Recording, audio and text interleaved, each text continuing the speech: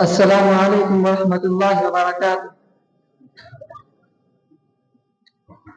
الحمد لله الذي هدانا لهذا وما كنا لنهتدي لولا أن هدانا الله، والصلاة والسلام على رسوله الذي أرسله بالحق بشيرا ونذيرا، أما بعد، قال الله تعالى في القرآن المجيد: إنا نحن نزلنا الذكر وإنا له لحافظون. وقال النبي صلى الله عليه وسلم: إن الله يرفع بهذا الكتاب أقواما ويذر به آخرين. صدر محترم، حکم صاحبان، اساتذہ کرام اور عزیز ساتھیوں، آج کے اس سالانہ انجمن میں میں جس موضوع کے تحت نگوشائی کرنا چاہتا ہوں وہ میرا موضوع بیان ہے: قرآن کریم سے مسلمانوں کی بڑھتی ہوئی دوری۔ قرآن کریم ایک طرف معارف علم، موارد ادب کا ایک بہتر اور رہتی دنیا تک پوری انسانیت کے لیے چشمہ فریاد ہے، تو وہیں دوسری طرف فصاحت و بلاغت، کلام و بیان اور ادب و لغت کا وہ شاہکار ہے جس کے سامنے بڑے بڑے عقبا و راجمین فن گھٹنے ٹوک کر اپنی بے جزاعتی اور بے مایوسی کا احترام کرنے پر مجبور۔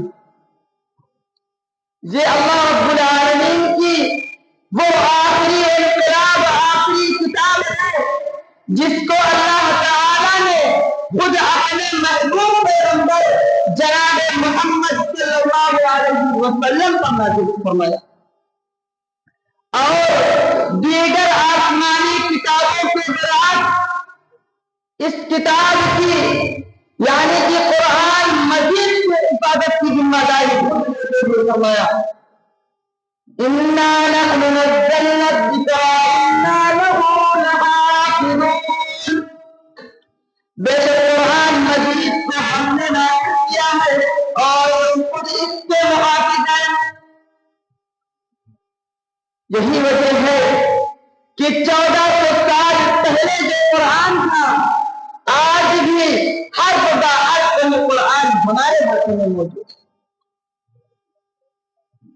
یہی وہ کتاب ہے جس کو اللہ تعالیٰ نے تمام انسانوں کے لیے ہدایت و شفا بنایا۔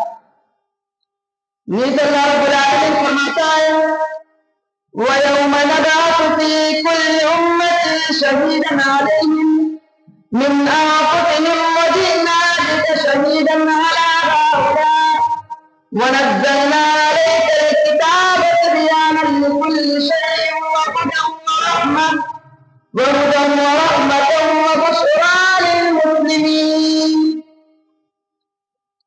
اے نبی، انہیں اس دن سے خبردار کر دو جب کہ ہم ہر امت میں اسی کے اندر ایک گواہ لاتا ہے